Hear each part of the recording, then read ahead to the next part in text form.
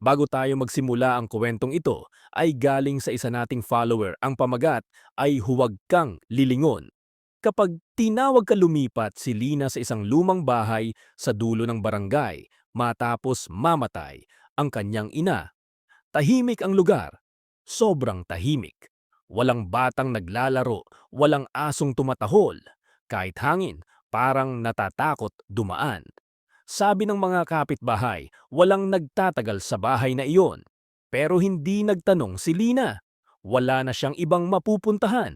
Sa unang gabi niya roon, napansin niyang may kakaiba sa bahay. May isang salamin sa hallway na hindi niya maalalang dinala. Luma, may bitak sa gilid, at laging malamig kapag nadadaanan niya. Kahit tanghaling tapat, parang may lamig na nagmumula rito. Tuwing dadaan siya, parang may aninong nahuhuli sa salamin, isang figurang nakatayo sa likod niya. Pero kapag lilingon siya, wala. Pagsapit ng ikatlong gabi, nagising si Lina sa tunog ng mahihinang yabag galing sa hallway. Inisip niyang baka daga, pero ang yabag ay mabagal. Parang paa ng tao na pilit hinahatak. Tumigil ang yabag sa tapat ng pinto ng kwarto niya. May bumubulong. Lina! Nanlamig ang batok niya. Walang nakakalam ng pangalan niya roon.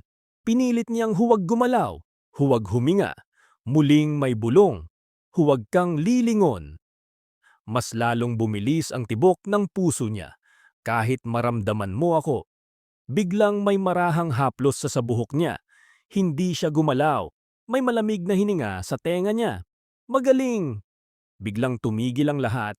Kinabukasan, tinanong niya ang matandang kapitbahay. Nanginginig ang boses ng matanda. Naririnig mo na siya, no?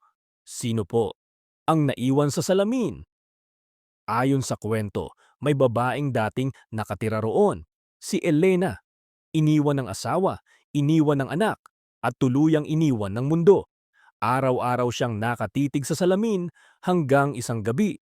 Hindi na siya lumingon palayo. Natagpuan siyang patay, nakangiti, pero wala ng mata. Simula noon, kapag may tumira sa bahay, pinipili ni Elena ang taong papalit sa kanya. Kapag tinawag ka niya, sabi ng matanda, huwag kang lilingon. Kapag tumingin ka sa kanya, ikaw na ang susunod sa salamin. Gabi na naman, sinubukan ni Lina takpan ang salamin ng kumot. Pero paggising niya, nasa tapat na naman ito ng hallway. Mas malinaw na ngayon ang refleksyon. May babaeng nasa likod niya. Maputla, basa ang buhok, nakangiti, at wala siyang mata. Pagod ka na, Lina. Takip-tainga si Lina. Pwede ka nang magpahinga. Biglang namatay ang ilaw. May naramdaman siyang mga daliring malamig na gumagapang sa balikat niya. Lilingon ka rin. Unti-unting umiikot ang ulo niya. Kahit ayaw niya. Tingnan mo ako. Sa huling lakas niya, pumikit siya at sumigaw. Tahimik. Umaga. Natagpuan ng mga kapitbahay ang bahay na bukas ang pinto. Walang bakas ni Lina. Pero sa hallway, may bagong salamin. Mas malinaw, mas bago. At kung titingnan mong mabuti, may babaeng nasa loob. Nakatayo, nakangiti, at pabulong na nagsasabing, huwag kang lilingon kapag tinawag kita.